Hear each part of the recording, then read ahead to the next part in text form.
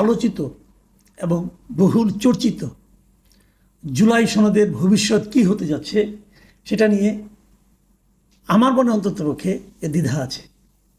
এ নিয়ে কিন্তু গবেষণা কম হয়নি। সংস্কার কমিশন গঠন করা হয়েছে একাধিক, প্রথমে 6টা, পরে আরও 5টা, অনেক কিছু করা হলো। তারপর সেখান থেকে প্রথম 6টার রিপোর্টকে নিয়ে জাতীয় ঐকমত্য কমিশন গঠন করা হলো। সেখানে রাজনৈতিক দলের নেতাদেরকে নিয়মিত যেতে হতো, অনেকটা রিমান্ডে নেওয়ার মতো তাদের সঙ্গে আলাপ আলোচনা, সারাদিন বসিয়ে রেখে কথাবার্তা, কত কিছু হয়েছে। তারপর কেউ কেউ নোট অফ ডিসেন্ট দিয়েছেন, অমুক দিয়েছেন, তমুক দিয়েছেন। সব কিছুর পর আগামীকাল এই জুলাই সনদে সব রাজনৈতিক দলগুলো স্বাক্ষর করবে এবং এটার ব্যাপারে তখন বলা হবে স্বাক্ষর হয়ে গেলে এটা হবে একটা জাতীয় ঐকমত্যের ভিত্তিতে স্বাক্ষরিত একটা সনদ। জাতীয় ঐকমত্য কাকে বলে? যার সঙ্গে পুরো জাতি একত্রিত থাকে, পুরো জাতি ঐক্যমত গঠন করে। তেমন কিছু হয়েছে? জাতির কত অংশ এখানে আছে, কতগুলি রাজনৈতিক দল একসঙ্গে হলো, এটা ইম্পর্টেন্ট না। ইম্পর্টেন্ট হলো পুরো জাতি কি কেবল রাজনৈতিক দলগুলো নিয়ে গঠিত? এই রাজনৈতিক দলের বাইরে কি আর জাতি নেই? আর যদি আমি রাজনৈতিক দলই ধরি, এই রাজনৈতিক দলগুলি সব, অনেক রাজনৈতিক দলকে এখানে ডাকা হয়নি, কারণ তাদেরকে এরা জাতিই মনে করে না, জাতির অংশই মনে করে না। ঠিক আছে, তারপরেও যেটা আপনারা করেছেন সব শেষ মিলিয়ে 84টা পয়েন্টে আপনারা একমত হয়েছেন, অনেকগুলিতে নোট অফ ডিসেন্ট দিয়েছেন, তারপর সেটাও তো স্বাক্ষর করতে আসছে না। সবচেয়ে কম যে দলটা নোট অফ ডিসেন্ট দিয়েছে সেটা হলো জাতীয় নাগরিক কমিটি, মানে এনসিপি। তারা মাত্র একটা ইস্যুতে নোট অফ ডিসেন্ট দিয়েছে, আর সবগুলি ইস্যুতে তারা একমত ছিল। সেই জাতীয় নাগরিক কমিটিও কালকে স্বাক্ষর করতে যাবে না। কেন যাবে না? তাদের দুটো কথা। তাদের কথা হলো, একটা হলো যে এটাকে আইনি ভিত্তি দিতে হবে, এটাকে আইনি ভিত্তি না দিলে তারা যাবে না। আরে ভাই, আইনি ভিত্তিটা তো আপনি আগে স্বাক্ষর করবেন, তারপরে তো আইনি ভিত্তি। স্বাক্ষরের আগে আইনি ভিত্তি চাচ্ছেন আপনি। আচ্ছা ঠিক আছে, আইনি ভিত্তি কে দেবে? আপনি আইন যে বলছেন, সকল আইনের ঊর্ধ্বে আইন কোনটা দেশের? পৃথিবীর যে কোনো দেশে জিজ্ঞাসা করেন যে সবচেয়ে বড় আইন কোনটা? সবচেয়ে বড় আইন হলো সেই দেশের সংবিধান। তো আপনারা তো সংবিধানই মানেন না, আপনারা তো সংবিধানই মানেন না। ঠিক আছে, আপনি মানেন না, ঠিক আছে, মানবেন না। তাহলে আইনি ভিত্তিটা কে দিবে? সরকার দিবে? এই সরকার তো নিজেই বলেছে তারা সাংবিধানিক সরকার। তো যে সরকার সংবিধানকে মান্য করে গঠিত হয়েছে, সেই সরকার কিভাবে সংবিধানের বাইরে যে একটা ঘোষণাপত্রকে, একটা সনদকে আইনি ভিত্তি দিবে? কিভাবে দিবে? এই জুলাই ঘোষণাপত্রে সংবিধানের অনেক পরিবর্তনের কথা বলা হয়েছে। সেই পরিবর্তনগুলো আপনি কিভাবে করবেন? যেটা সর্বোচ্চ আইন, সর্বোচ্চ আইনকে কি একটা রাজনৈতিক দলগুলোর ঐকমত্যে গঠিত একটা ঘোষণাপত্রের মাধ্যমে অমান্য করা যাবে? তাহলে কি দুটো সংবিধান থাকবে দেশে? একটা সংবিধান, একটা দ্বিতীয় সংবিধান, মানে একটা প্রথম শ্রেণীর সংবিধান, একটা দ্বিতীয় শ্রেণীর সংবিধান। কোনটা উপরে থাকবে? জুলাই সনদ উপরে থাকবে? মানে একটা জগা খিচুড়ি চূড়ান্ত। তাদের আরেকটা কথা হলো যে আমাদেরকে পুরো টেক্সট দেওয়া হয়নি। কেন টেক্সট দেওয়া হয়নি? এটা আমি পয়েন্টটাকে খুব ভ্যালিড মনে করি, যে তারা যে সমস্ত বিষয়ে ঐকমত্য করেছে সেইগুলিকে নিয়ে যে সনদটা তৈরি করবে, এই তৈরি করবে কি? একজন কেউ করতে লিখবে, কে লিখেছে এটা? কে এই লেখক? কে? সে কি দেশের বিখ্যাত লেখক? করো কে সে লেখক? সে লেখক কি লিখেছে?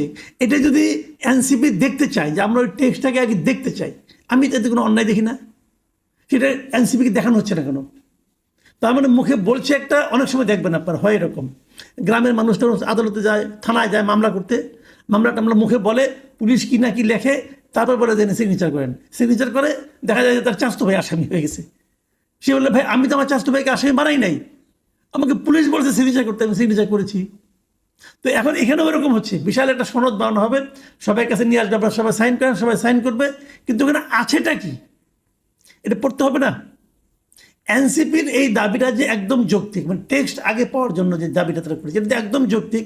সেটা আমরা জানতে পারছি বাম কয়েকটা দলের, তাদের একটা 4টা বাম দল, সিপিবি, বাসদ, 2 বাসদ এবং বাংলাদেশ জাসদ, এই 4টা দলের একটা প্রেস কনফারেন্স থেকে, এই 4টা দল আজকে একটা প্রেস কনফারেন্সে এই অভিযোগগুলো কিন্তু করেছে। তারা বলেছে যে অনেক কিছু খসড়ায় ছিল যেগুলো নাকি চূড়ান্ত সনদে উল্লেখ করা হয়নি। একদম তারা উল্লেখ করেছে যে ওই আপনার মানে অভ্যুত্থানের পর যে 106 অনুচ্ছেদের অনুযায়ী সুপ্রিম কোর্টের রেফারেন্স নিয়ে যে অন্তর্বর্তী সরকার গঠিত হয়েছিল সেই বিষয়টা খসড়াতে ছিল, কিন্তু চূড়ান্ত সনদে সেই 106 অনুচ্ছেদের যে কথা সেটাকে বাদ রাখা হয়েছে। এগুলো তো বাদ থাকবে, আপনার মুখে যেটা বলবেন তখন যে এগুলো আলোচনা করবেন সেগুলো আপনি চূড়ান্ত জায়গায় যে কেন বাদ রাখবেন? এটা তো বাদ রাখতে পারেন না। এবং অনেকগুলো জায়গায় তারা আপত্তি করেছে।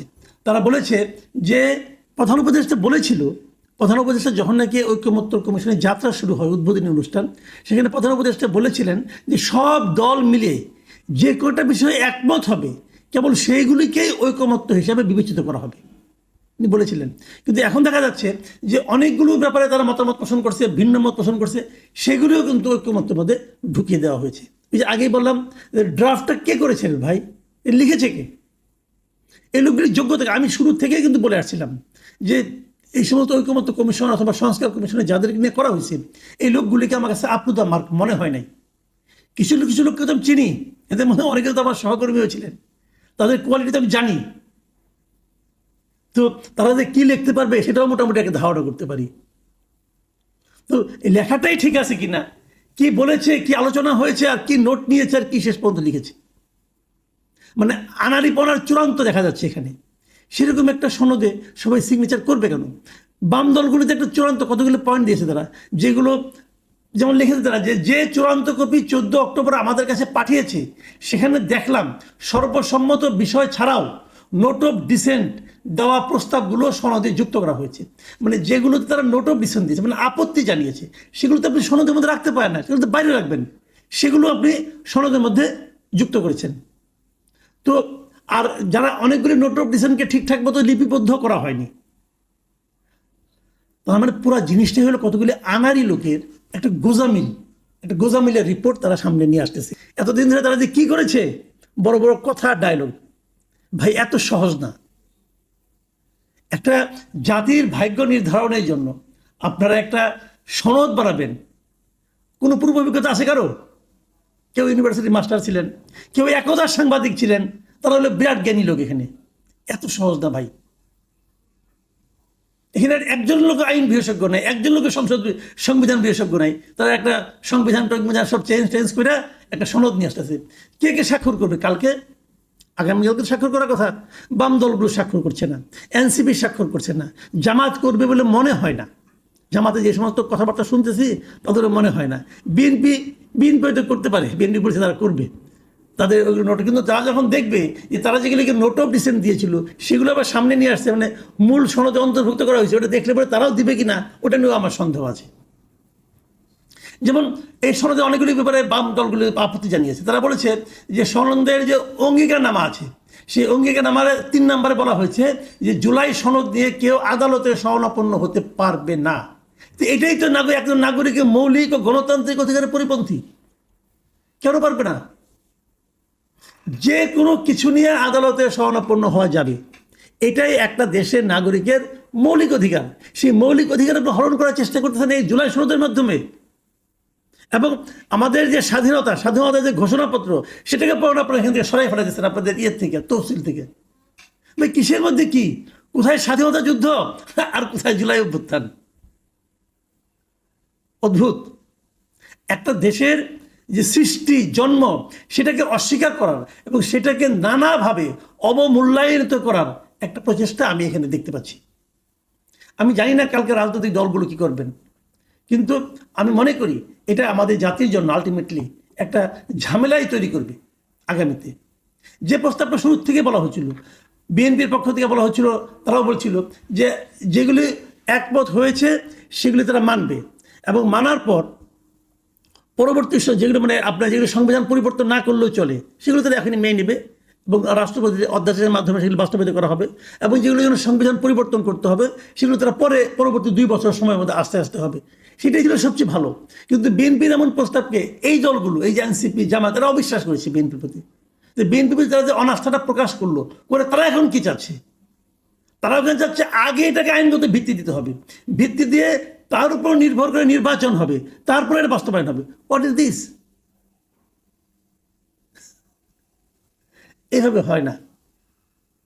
আমি জানি না এই জগা খিচুড়ি শেষ কোথায়, তবে আমার মনে হচ্ছে যে আনাড়িদের হাতে পড়লে একটা ভালো জিনিস যদি নষ্ট হতে পারে, তার উজ্জ্বল প্রমাণ হতে যাচ্ছে এই জুলাই সনদ।